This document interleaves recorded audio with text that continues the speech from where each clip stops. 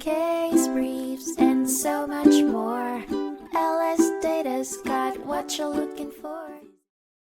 In 1955, the Mississippi Supreme Court heard the case of Sparkman v. Hardy, dealing with a dispute between a landlord and tenant over unauthorized changes made to a leased property. The crux of the issue was whether these changes constituted waste and whether the tenant, Mrs. Sparkman, had the permission to make such changes. The disagreement arose after Mrs. Sparkman made changes to a building owned by Mrs. Hardy without obtaining her consent. Mrs. Hardy demanded the restoration of the building, but Mrs. Sparkman argued that the changes were temporary, increased the property's value, and had been approved by the property owner's son. This led Mrs. Hardy to file a case, attempting to compel advanced rent payment from Mrs. Sparkman, who refused due to the unauthorized alterations. In the original court decision, the lease assignment was validated and rent payment was ordered through the mail. However, the court denied damages for the changes made by Mrs. Sparkman, prompting her to appeal the decision. The appellate court had to determine if the changes constituted waste, if the lease agreement prohibited such actions,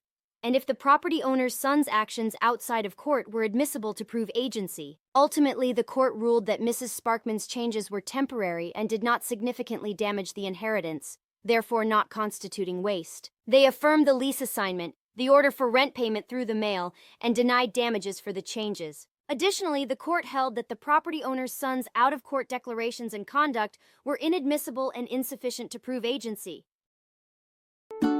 Case briefs, and so much more. LSData's got what you're looking for. Visit lsd.law, elevate your mind. Leave the stress of class.